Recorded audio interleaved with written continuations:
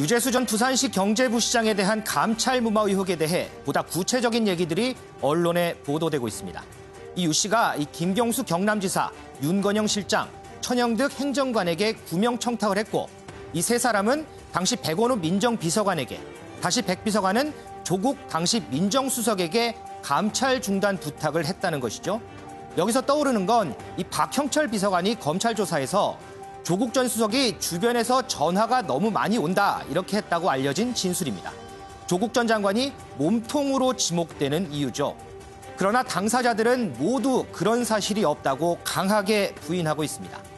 특히 이런 보도 내용은 이 검찰이 아니면 알 수 없는 것인데 이런 내용이 어떻게 언론에 보도되는 것인지, 그리고 그 보도가 과연 사실인지도 불분명합니다. 과연 유재수 감찰 중단 지시는 있었던 걸까요? 아니면 애초부터 없었던 걸까요? 김태일의 프레스코, 있었냐 없었냐, 이것이 문제로다입니다. 네, 감찰 무마 의혹과 관련해서 문재인 대통령의 핵심 측근들로 불리는 3인방, 김경수 경남지사, 그리고 윤건영 청와대 국정상황실장, 천경득 이 수석 행정관, 선임 행정관까지요. 모든 얘기들이 총무비서관실 선임 행정관까지 얘기가 계속 나오고 있습니다.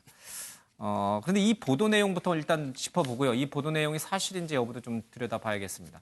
자, 어떤 내용들이 있었던 겁니까? 일단 이 보도에 따르면 유재수 전 부산시 경제부시장이 이 금융위 국장 시절이던 지난 2017년 말에 감찰을 받게 됩니다. 예. 그렇게 되자 이 김경수 경남지사, 윤건영 청와대 국정기획상황실장, 천경득 청와대 총무인사팀 선임 행정관에게 금융위 국장직을 유지하게 도와달라고 청탁을 했다는 것이죠. 예. 이것 때문에 이 세 사람은 당시 이제 백원우 청와대 민정비서관에게 얘기를 했고, 다시 백 전 비서관은 조국 당시 민정수석에게 이를 알려서 감찰이 무마된 것으로 검찰은 그렇게 파악하고 있다는 내용입니다. 예. 검찰이 이제 해당 통화 내용을 확보했다고 하고요. 더불어서 최근 이제 김 지사 등 3명을 비공개로 소환을 했는데 이 이유 때문에 소환했다 이렇게 알려지고 있습니다. 예. 유재수 금융위 정책국장 그만두고 이제 부산시 경제부시장으로 갔었죠. 유재수 국장은 노무현 정부에서 노무현 전 대통령의 수행 비서를 했어요. 당시에 이런 인연으로 인해서 김경수 또 윤건영, 천경득 이런 인물들과 굉장히 두터운 친분을 가졌다. 그래서 이들에게 자신의 감찰 관련된 것을 좀 중단해달라 이런 요청을 했다. 이게 지금 언론 보도 내용이군요. 그렇습니다. 유정 기자. 그런데요, 이 세 사람, 김경수, 윤건영, 천경득, 이 세 사람이 검찰에 가서 조사를 받고 또 유재수 국장이 검찰에 가서 이 세 사람에게 내가 감찰을 좀 중단해달라고 청탁을 했다. 이렇게 검찰에 진술했다는 거 아니겠습니까? 이 보도 내용은. 근데 그 내용은 정말 검찰에 아니면 알 수가 없잖아요.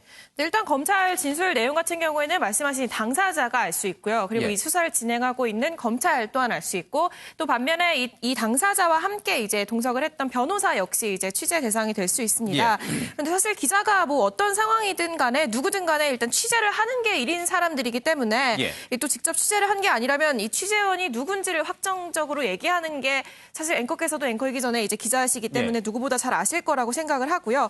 이 분명한 거는 이 청와대와 이 주변 사람들의 해명이 엇갈리고 있다는 점인데요. 근데 이전에 이제 청와대가 본인들은 수사기관이 아니기 때문에 이런 정확한 것들을 모두 다 파악할 수 없다라는 부분을 이제 충분히 얘기를 했고요. 여기에 대한 이 지적이 잇따르고 있는 상황에서 이제 불필요한 말을 아끼고 있는 것으로 보이거든요. 그렇기 때문에 이 부분에 대해서는 좀 구체적인 얘기가 나올 때까지 조금 지켜봐야 하는 부분인 것 같습니다. 알겠습니다.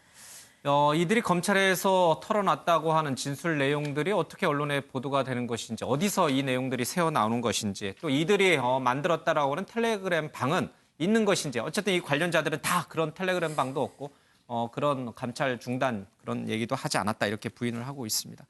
앞서 제가 잠깐 얘기했습니다만 이 사람들의 그 특별한 인연은 노무현 전 대통령 시절로 거슬러 올라가야 되는 거죠? 그렇습니다. 유재수 전 부시장의 경우에도 이 노무현 전 대통령 재임 당시에 이 청와대 제1부속실 행정관으로 근무하면서 사실상 수행비서 역할을 했다 이렇게 알려졌는데요.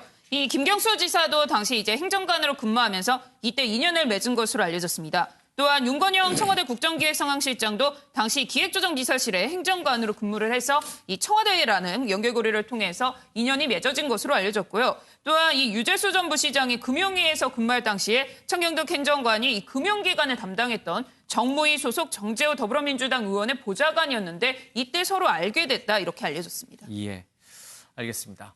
김태일 기자, 근데 이게 이제 설들이 자꾸 가만히 내버려두면 눈덩이처럼 자꾸 이제 커져가요. 이 세 사람 뒤에 또 다른 더 큰 실체 몸통이 있을 거다 이런 설이 있던데 그 내용은 뭡니까? 지금 이제 김경수 경남지사나 윤건영 예. 실장 같은 경우에는 대표적인 친문 인사로 분류되면서 예. 뭐 이렇게 뭐 핵심이다 이런 얘기도 나오잖아요.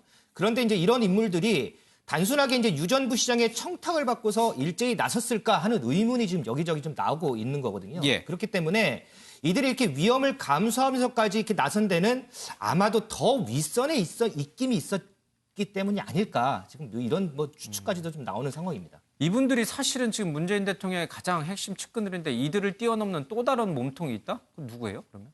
글쎄요, 그건 뭐 특정할 수는 없겠지만 어쨌든 이 핵심 인사들이 이렇게까지 나서는 데는 과연 정말 단순한 유재수 구하기 뿐이겠느냐. 아마 더 윗선에 뭔가가 있지 않을까. 뭐 계속 뭐 그런 얘기가 나오는 상황이죠.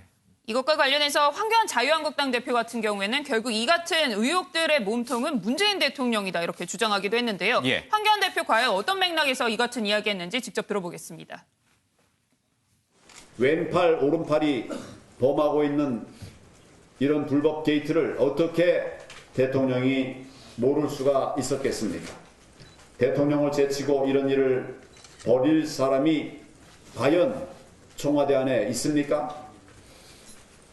누가 몸통이고 정점이겠습니까?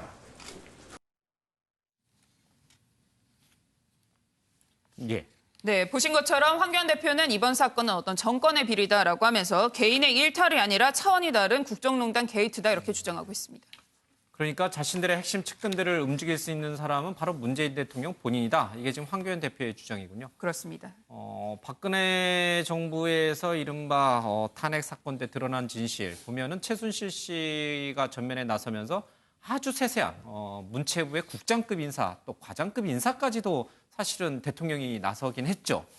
근데 그런 일이 또 문재인 대통령 임기 중에 문재인 대통령이 직접 지시해서 글쎄요, 금융정책국장 굉장히 고위직이긴 합니다만은 그 국장의 감찰 무마를 대통령이 지시했다. 이거를 믿으라? 글쎄요, 그 부분은 제가 잘 모르겠습니다. 어쨌든 황교안 대표는 그렇게 지금 대통령을 몸통으로 꼽고 있다. 그렇습니다. 알겠습니다. 이 관련자 세 사람은 정확히 뭐라고 그럽니까? 이 지금 측근들은? 우선 세 명 모두 이 같은 의혹들에 대해서 전면 부인을 하고 있고요. 앞서 말씀하셨던 것처럼 이른바 텔레그램방 비밀 대화방은 없다 이렇게 밝히고 있습니다. 김경수 지사 같은 경우에는 이미 이같이 제기된 의혹들은 사실이 아니라고 밝힌 바 있고요. 또한 청경덕 선임 행정관 같은 경우에는 제가 앞서서 이 유재수 전 부시장과 이 의원 보좌관 시절에 알게 됐다라고 이야기를 했는데 그때 알게 된 것은 맞지만 당시 보좌관 생활을 5개월 정도만 근무했기 때문에 그렇게 오래 알고 지내지 않았다라고 하면서 개인적인 교류는 전혀 없었다라는 취지이며 검찰 진술에서도 이같이 이야기를 했다 이렇게 주장을 했습니다. 또한 이 텔레그램으로 인사청탁을 했다는 이야기 역시도 전혀 사실 무근이고 당시 인사 과정은 정상적인 절차에 따라서 진행됐다 이런 입장을 밝히기도 했습니다. 유호정 기자, 사실 이 고위공무원들 감찰 문제는 민정수석실 소관이잖아요. 역시 당시 민정수석은 조국 전 장관이었고. 그러니까 대통령이 아니라 조국 전 장관이 몸통일 가능성도 있는 건가요? 그런 주장도 있는 건가요? 네, 실제로 이 관련해서 이제 조국 전 장관 소환 소식이 계속 나오는 이유가 이제 몸통이 이제 조국 전 장관일 수 있지 않겠느냐. 어쨌든 당시 이 민정수석실의 책임자가 조국 전 민정수석이었기 때문에 이와 관련한 이제 얘기가 나오고 있는데요. 조금 이제 구분을 해야 되는 게 일단 유재수 감찰 무마 의혹은 중앙지검이 아닌 동부지검에서 진행되고 있는 사건입니다.